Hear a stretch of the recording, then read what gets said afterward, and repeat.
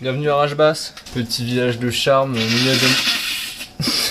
au milieu des montagnes, à l'est de Katmandou. Je vais faire une petite visite guidée. Alors là, nous avons l'évier pour se brosser les dents et éventuellement se moucher. Les toilettes douche avec ici la douche et ici les toilettes. La petite particularité qu'on remarque, il n'y a pas de papier toilette. Il faut utiliser cette petite douchette sur le côté pour se laver le cucu. Ensuite, tout ce qui est derrière moi là, sont en fait les habitations du personnel de l'hôpital. On a la petite cuisine, c'est un four à l'ancienne. On met le bois dedans, on fait un petit feu et ça chauffe. Bon là c'est l'endroit où on mange. Il y a des habitants qui sont en train de manger, je vais pas les déranger. On rentre dans l'hôpital, donc l'hôpital est sur 2 étages et actuellement en plein travaux.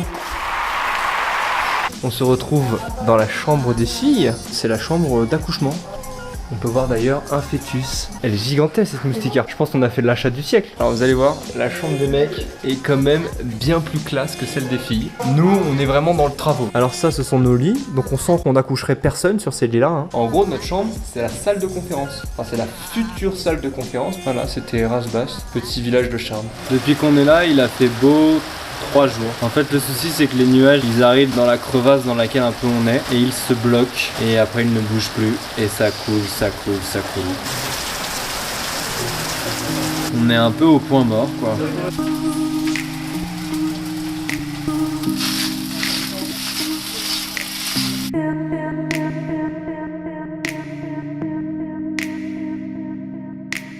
Alors au niveau du système de santé, petite anecdote sur l'hôpital de Rajbas. Donc s'ils ont l'argent, ils payent. S'ils ont l'argent mais pas tout de suite, ils peuvent payer avec un temps de retard. Et s'ils sont vraiment très pauvres, ils payent pas. Bah voilà. C'est vachement dur de rien faire. Tu filmes pas ça?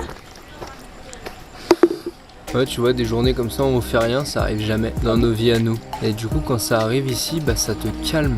Tu deviens une vraie pile électrique. Tu as besoin de faire quelque chose. Mais non, en fait, c'est pas possible. Parce que ici, c'est pas toi qui décides. C'est la nature. Non, non, tu m'épiles pas. C'est bizarre à dire.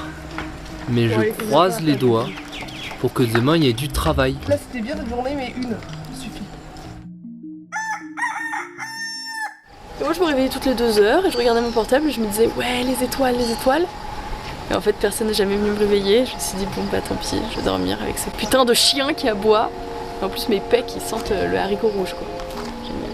Toutes les nuits, à 2h15, on se réveille à tour de rôle en espérant voir les étoiles. Parce que si on voit les étoiles, ça veut dire que c'est dégagé, et si c'est dégagé et qu'on monte dans la montagne, on a la possibilité de voir l'Everest. Et toutes les nuits, il y a des nuages, donc on se lève pour rien. Monsieur juste là, c'est le médecin de l'hôpital. Yes, okay. The same for us. Il a fait 6 ans d'études et maintenant il doit faire 2 ans à l'hôpital. Les filles sont en train de préparer des petits sacs pour les règles, pour les filles d'une école où on doit aller demain. Il faut savoir qu'ici, tout ce qui est hygiène au moment des menstruations, c'est pas ça. Et du coup, l'hôpital fait de la prévention, fournit des petits kits. Le kit est composé de 2 culottes comme ça, une petite serviette, on met ça au fond de la culotte, tu le clipses au fond de la culotte et tu mets des rechanges à l'intérieur, donc des petites serviettes que tu glisses. C'est plus absorbant que ce qu'elles ont parce que souvent elles prennent des vieux vêtements. Et ça, quand c'est utilisé, tu l'enlèves et tu le mets dans un sac plastique pour après le laver chez toi.